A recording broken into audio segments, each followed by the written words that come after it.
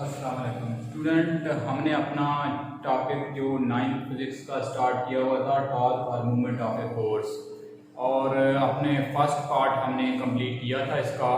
अब हम इस सेकंड पार्ट में जो इसके रिलेटेड कुछ टर्म हम डिफ़ाइन कर रहे थे, कुछ टर्म ऐसी थी जो हमने डिफ़ाइन कर दी थी, जैसे कि एक्सिस ऑफ रोटेशन तक हम कंप्लीट कर चुके थे।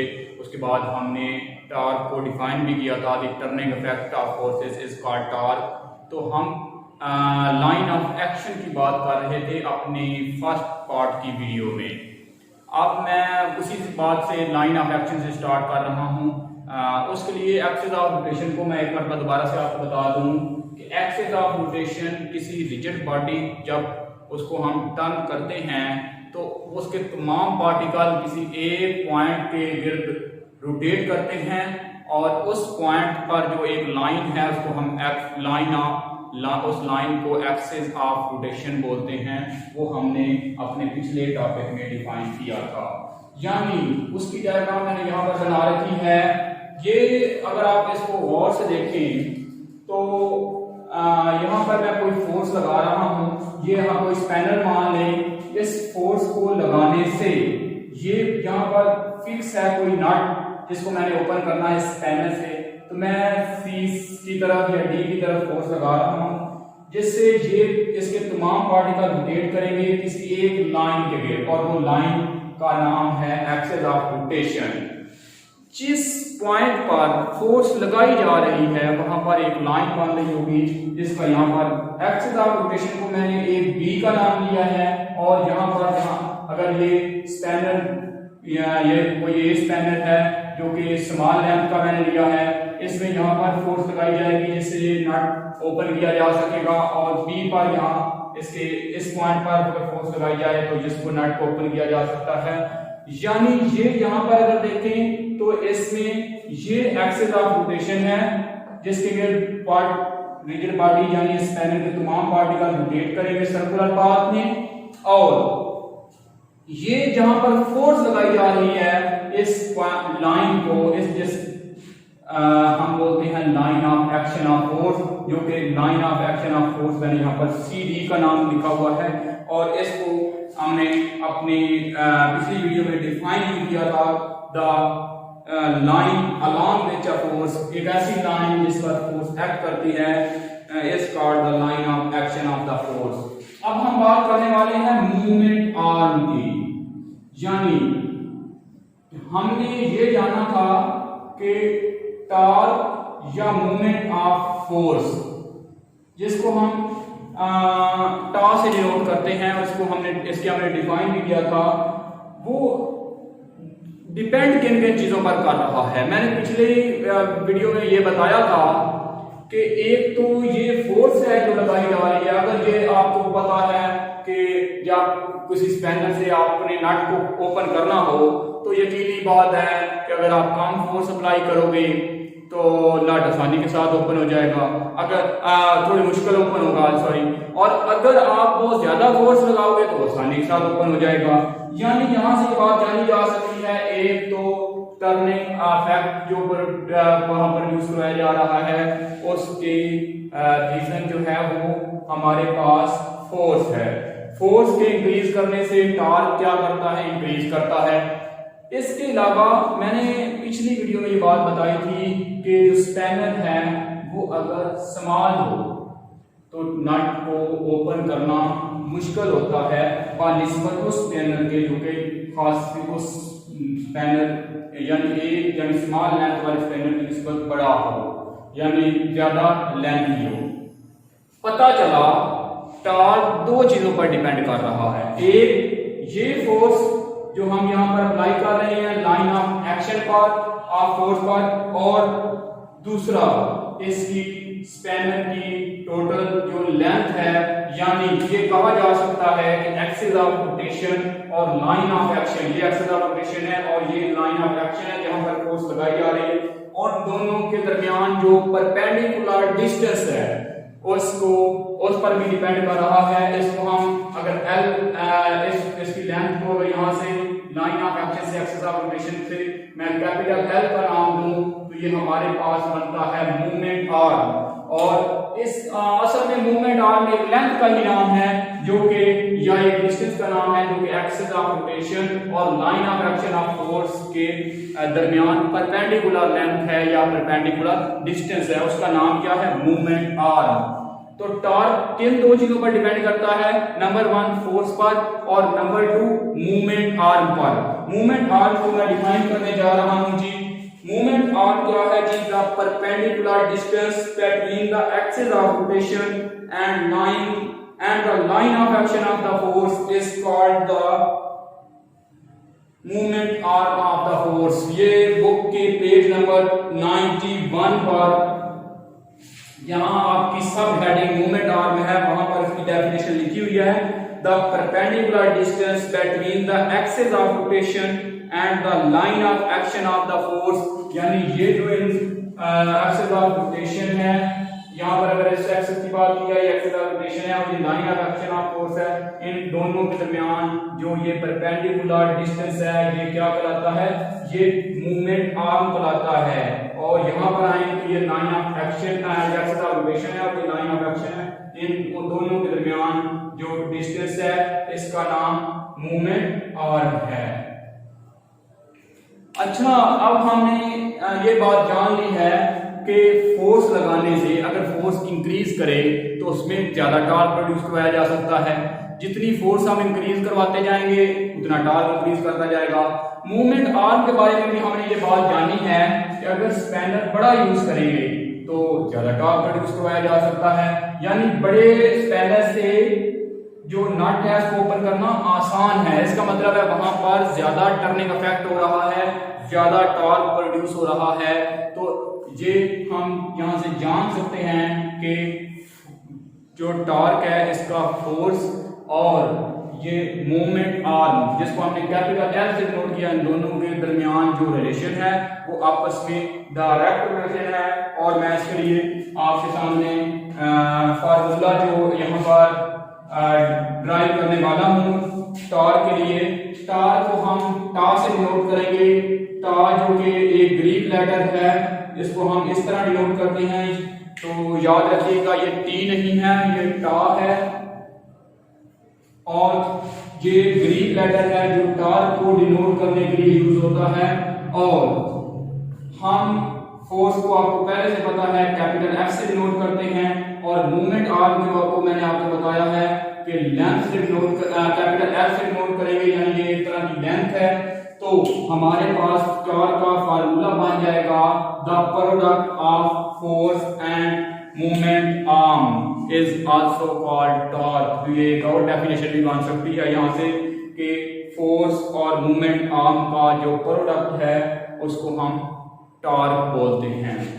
या आपके आसानी के लिए ये समझा जा सकता है कि अगर फोर्स इंक्रीज करेगी तो फिर भी टॉर्क इंक्रीज करेगा, और अगर मूवमेंट आर्म इंक्रीज करेगा तो फिर भी टॉर्क इंक्रीज करेगा। और अगर दोनों क्वांटिटीज फोर्स और मूवमेंट आर्म इंक्रीज कर रही हो तो फिर टॉर्क खासा ज्यादा इंक्रीज कर जाएगा। अब हमने इसका जानना है कि टॉर्क का यूनिट क्या है।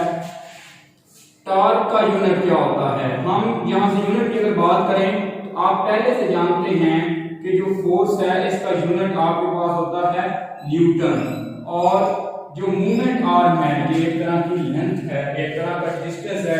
और लेंथ के बारे में आपने बात जानी है कि लेंथ का यूनिट मीटर होता है।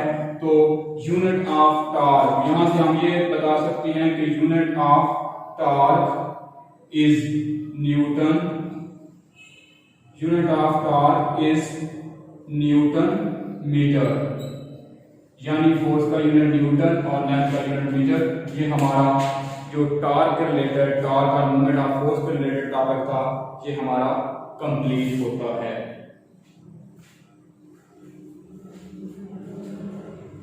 इसके बाद हमारा नेक्स्ट टॉपिक है, इसी के साथ वो इससे मिलता जुलता टॉपिक है 4.5 प्रिंसिपल ऑफ मूवमेंट्स। यानी प्रिंसिपल ऑफ मूवमेंट्स क्या है, या हम वहां पर डिटेल में ये जानेंगे कि जो हमने यहाँ पर टॉर्क या मूवमेंट ऑफ फोर्स को डिस्कस किया है। बार बार ये क्लॉकवाइज मूवमेंट होता है और बार बार ये एंटी क्लॉकवाइज होता है, और अगर इन दोनों को बैलेंस किया जाए तो फिर हम वो क्या सिचुएशन सामने आती है, इसकी डिटेल हमने नेक्स्ट टॉपिक 4.5 में जाननी है। 4.5 हमारे पास है जी principle of movement. Principle of movement.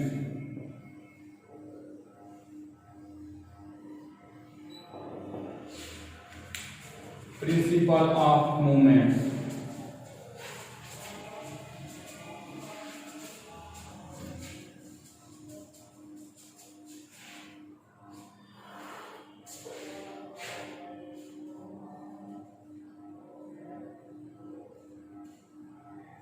उससे पहले स्टूडेंट मैं अपने टॉपिक की तरफ जाऊं, मैं आपको पिछले टॉपिक के साथ लिंक करके बताता हूं कि इसका पिछले हमारे टॉपिक के साथ लिंक है या जो बात हमने पहले डिस्कस की है उसी का कनेक्ट करते हैं इसके साथ। हमने ये जाना है कि जो टॉर्क है वो दो चीज़ों पर डिपेंड कर रहा होता है, एक फोर्स पर और दूसरा मूवमेंट आर्म पर।